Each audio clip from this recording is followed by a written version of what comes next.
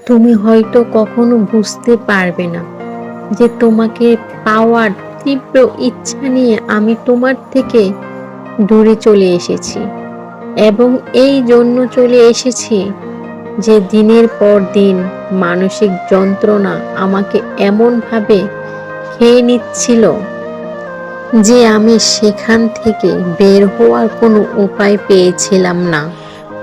সারাদিনে শত ব্যস্ততা ফেলে রেখেও আমি যখন তোমাকে কল দিতাম তোমার একটু কথা শোনার জন্য, তখন তোমার কাছ থেকে তুচ্ছ তাচ্ছিল্যভাবে অবহেলা এবং নিকৃষ্টতম ভাষা শুনেও আমি তোমাকে বেহায়ার মতন বলেছিলাম ভালোবাসি।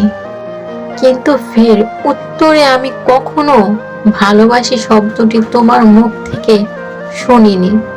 শুনেছি তোমার মুখ থেকে আমার নামে কিছু মিথ্যা কথা, অপবাদ, যেগুলোর ধারে কাছেও আমি কখনো ছিলাম না। আমি যখন ধীরে ধীরে বুঝতে পারলাম যে আমাকে আর তোমার প্রয়োজন নেই, যত প্রয়োজন মেটানোর দরকার ছিল তা সব হয়ে গেছে, তখন আমি নিজেকে আস্তে আস্তে সরিয়ে নিতে সক্ষম হয়েছিলাম। এবং আমি তোমার লাইফে এমন আহামরি কিছু ছিলাম না যে আমাকে তোমার মনে রাখতেই হবে, আমাকে তোমার ভালোবাসতেই হবে। আমি ছিলাম তোমার গল্পের এক বিরক্তিকর ছায়া।